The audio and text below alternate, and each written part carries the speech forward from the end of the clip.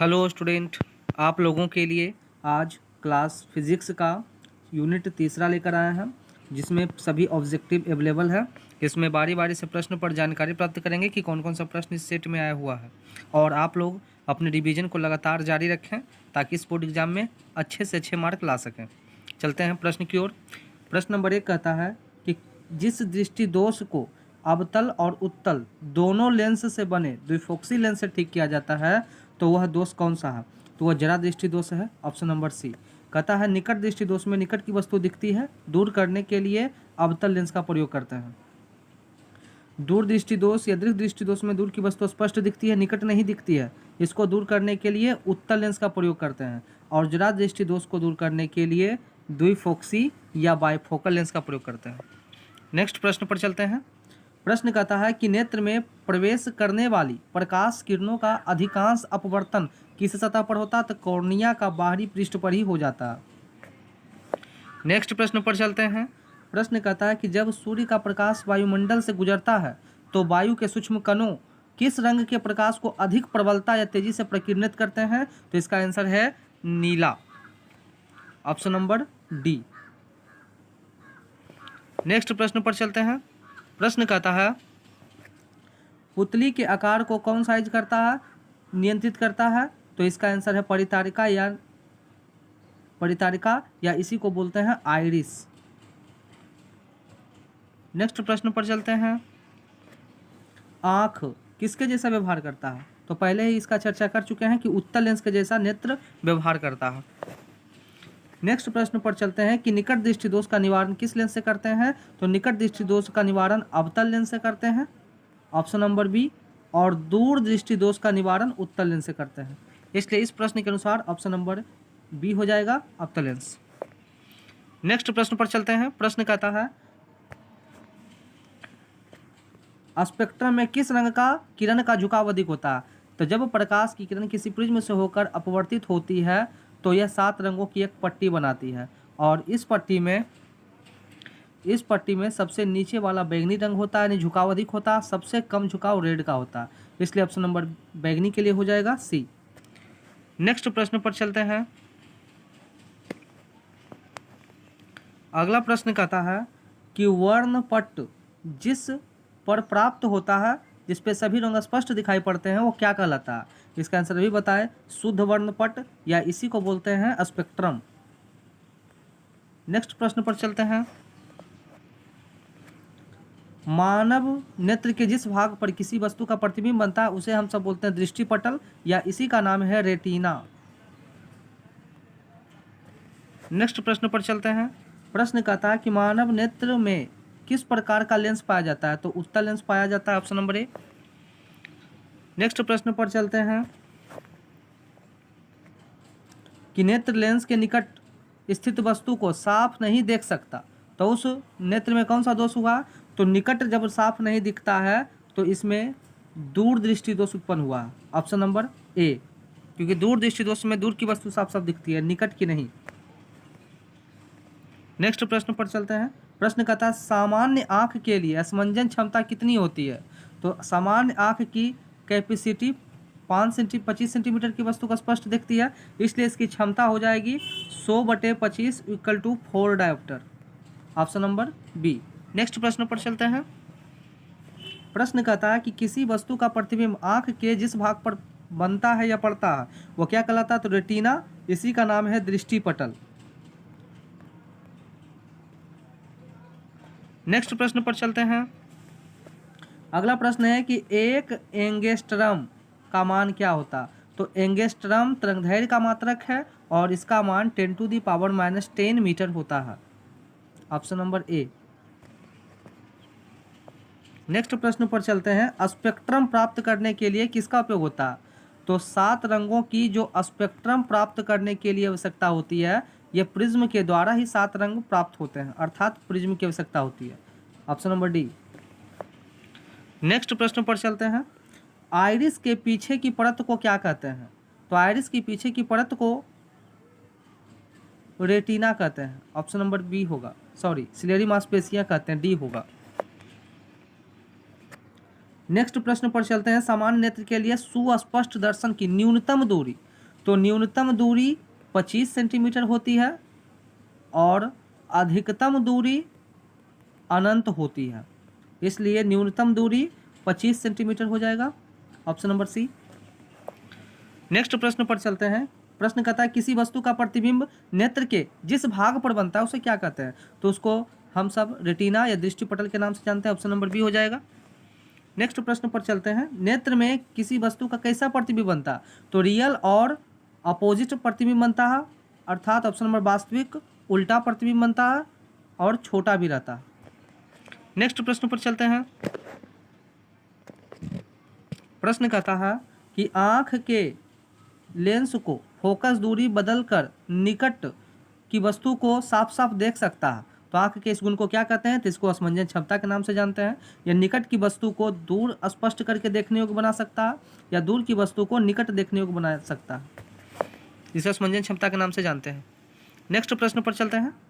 प्रश्न कहता है विभिन्न दूरियों की वस्तु को प्रतिबिंब को फोकस करने के लिए आँख के लेंस में फोकस दूरी किस पर परावर्तित करती है? तो इसलिए हमारे सिलेरी मांसपेशियों पर डिपेंड करती है, यही निकट और दूर की वस्तु को फोकस करने योग्य बनाता है।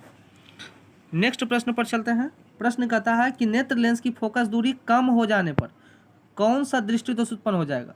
तो निकट दृष्टि दोष उत्पन्न हो जाएगा, क्योंकि फोकस कमने पर निकट की वस्तु दिखेगी और दूर की वस्तु साफ साफ नहीं दिखेगी, और ऐसी स्थिति में निकट दृष्टि दोष कहा जाता है।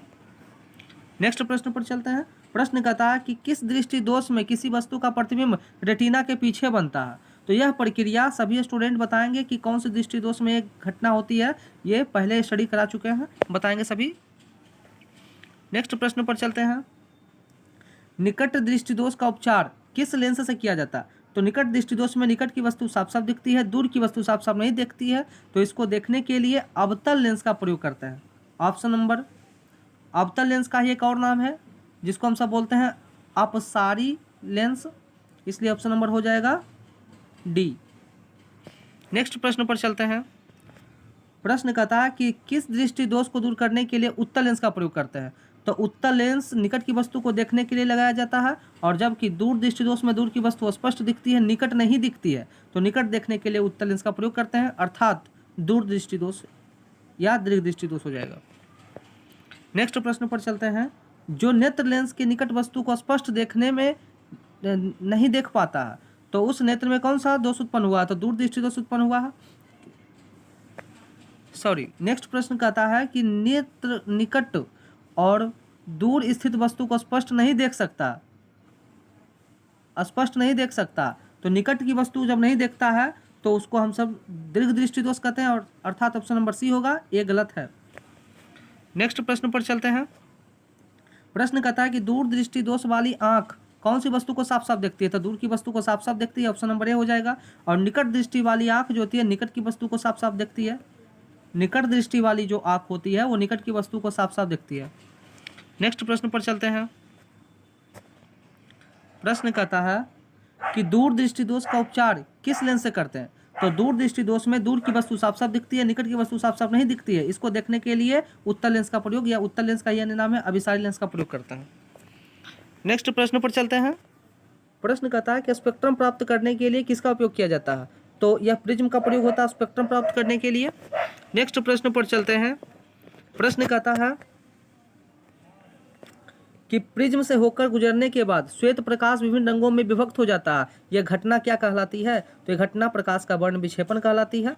प्रकाश का वर्ण विक्षेपण कहलाती है, और प्रकाश का वर्ण विक्षेपण अर्थात 7 रंगों में बंटने की घटना प्रिज्म के द्वारा होती है। नेक्स्ट प्रश्न पर चलते हैं। प्रश्न कहता है कि एक प्रिज्म कितने सतहों का घिरा होता है?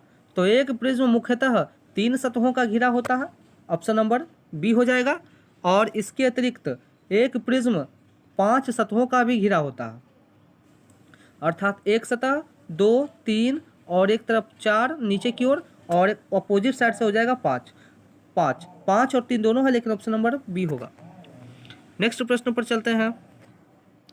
श्वेत प्रकाश प्रिज्म से होकर गुजरता है, तो जो वर्ण रंग सबसे कम विचलित होता है या विचलन को उत्पन्न करता है वो कौन सा रंग है? तो लाल है सबसे कम, और सबसे अधिक की बात की जाए तो बैंगनी है। नेक्स्ट प्रश्न पर चलते हैं। प्रश्न कहता है कि प्रकाश के किस वर्ण के तरंगदैर्घ्य का अधिकतम मान होता है? तो लाल रंग के प्रकाश का वर्ण का अधिकतम मान होता है पीत बिंदु के कुछ नीचे एक अन्य बिंदु स्थित रहता है, उसे क्या कहते हैं? उसे हम अंध बिंदु के नाम से जानते हैं। नेक्स्ट प्रश्न पर चलते हैं। मानव नेत्र के जिस भाग पर वस्तु का प्रतिबिंब बनता है उसे क्या कहते हैं? तो ये पहले ही रिपीट हो चुका है प्रश्न। इसको हम सब दृष्टि पटल या रेटिना के नाम से जानते हैं। Option number D. नेक्स्ट प्रश्न पर चलते हैं। मानव नेत्र अभिलेंस की फोकस दूरी समायोजित कर विभिन्न दूरियों को रखी हुई वस्तु को फोकसित करके देखने को बनाता है, उसे असमंजन क्षमता के नाम से जानते हैं। Option number B. नेक्स्ट प्रश्न पर चलते हैं कि अभिनेत्र लेंस की फोकस दूरी परिवर्तित किया जा सकता है, तो सिलेरी मांसपेशियों या पछवावी मांसपेशियों को बदलकर। नेक्स्ट प्रश्न पर चलते हैं। एक स्वस्थ मनुष्य के आंख की दूरबिंदु, तो दूरबिंदु अनंत होती है। जिस नेत्र में कोई रोग नहीं है उसकी दूरबिंदु अनंत है और कम से कम 25 सेंटीमीटर है। तो एक स्वस्थ मनुष्य के अधिकतम दूरी कितनी होगी? तो अनंत होगी। Option number D. नेक्स्ट प्रश्न पर चलते हैं। कैमरे के तरह नेत्र में प्रवेश करने वाली प्रकाश की परिमाण को नियंत्रित कौन करता है? परितारिका या iris? Option number D. Next प्रश्न पर चलते हैं। मानव नेत्र में प्रकाश किस रास्ते से प्रवेश करता है? तो यह पुतली के मार्ग से प्रवेश करता है। नेक्स्ट प्रश्न पर चलते हैं। प्रश्न कहता है कि मानव नेत्र के सबसे ऊपरी परत को किस नाम से जानते हैं? तो दृष्ट पटल के नाम से जाना जाता है। Option number A. नेक्स्ट प्रश्न पर चलते हैं। श्वेत प्रकाश जब प्रिज्म से होकर गुजरता है तो सर्वाधिक विचलन किसका होता है? तो बैंगनी का सर्वाधिक विचलन। और सबसे कम विचलन किसका होता है? तो लाल का सबसे कम विचलन होता है। नेक्स्ट प्रश्न पर चलते हैं। प्रश्न कहता है कि जब श्वेत प्रकाश कांच के प्रिज्म से गुजरता है तो प्रिज्म के आधार की ओर अधिकतम झुकी हुई प्रकाश की किरण का रंग कौन है? तो जब प्रकाश की किरण प्रिज्म से होकर गुजरता है तो सबसे नीचे झुका बैंगनी रंग होता है, सबसे ऊपर का कलर रेड होता है। अर्थात सबसे ज़्यादा आधार की ओर झुकी हुई कलर कौन है? तो बैंगनी। Option number D. नेक्स्ट प्रश्न पर चलते हैं। प्रश्न कहता है कि चंद्रमा से देखने पर आकाश दिखाई देता है तो इसका आकार काला होता है, और चंद्रमा पर से पृथ्वी का आकार देखने पर नीला दिखाई देता है। नेक्स्ट प्रश्न पर चलते हैं। प्रकाश के किन रंगों में प्रकीर्णन सबसे कम होता? तो सबसे कम प्रकीर्णन यानी विचलन लाल रंग में होता है। Option number D. नेक्स्ट प्रश्न पर चलते हैं। श्वेत प्रकाश में कितने रंग होते हैं? तो ऑप्शन नंबर डी हो जाएंगे। 7 रंगों के मेल से बना है सूर्य का प्रकाश। नेक्स्ट प्रश्न पर चलते हैं। नेत्र लेंस की फोकस दूरी कम हो जाने में कौन सा दृष्टि दोष होता है? तो